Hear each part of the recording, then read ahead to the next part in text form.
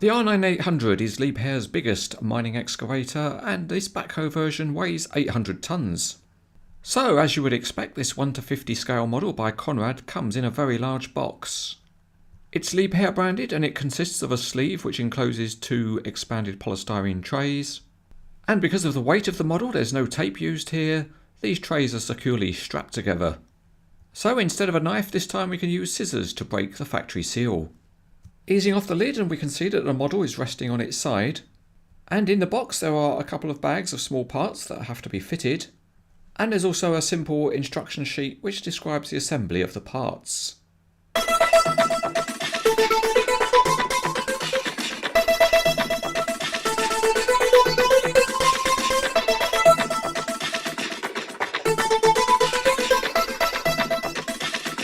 Here are all the parts that have to be fitted, and it's best to start with a little bit of pre-assembly, and that involves attaching 2 mirrors to a support rail.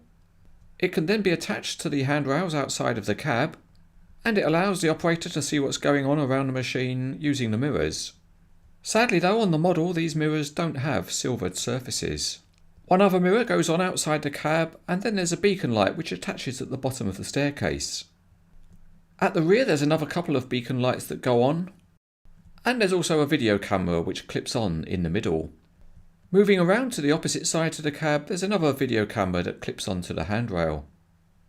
The only other assembly to carry out is to fix some handrails, and these both press into place on the top of the boom. It's a good job they're handrails because you fix them by a hand, because if they were foot rails you'd have to fix them by, well, perhaps not.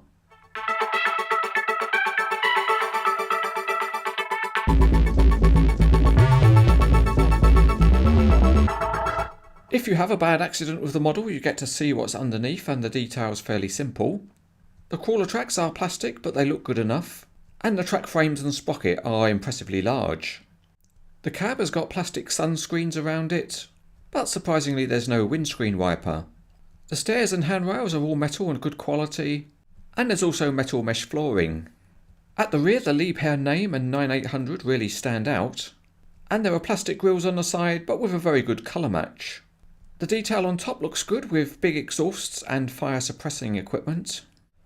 All of the hoses and cables on the model are nice and soft.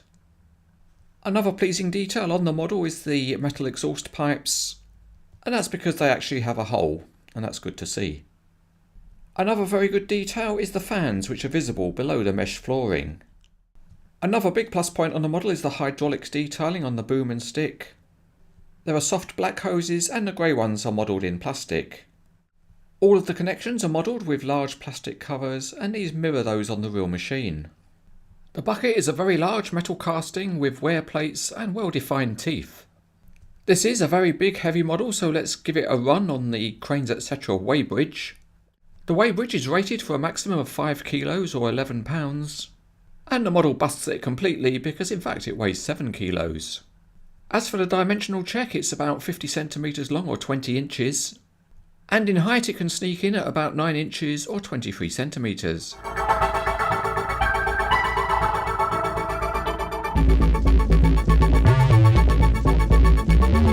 Because the model's so heavy, the crawler tracks work well even on a smooth surface, and that's helped in part because it's got large working rollers.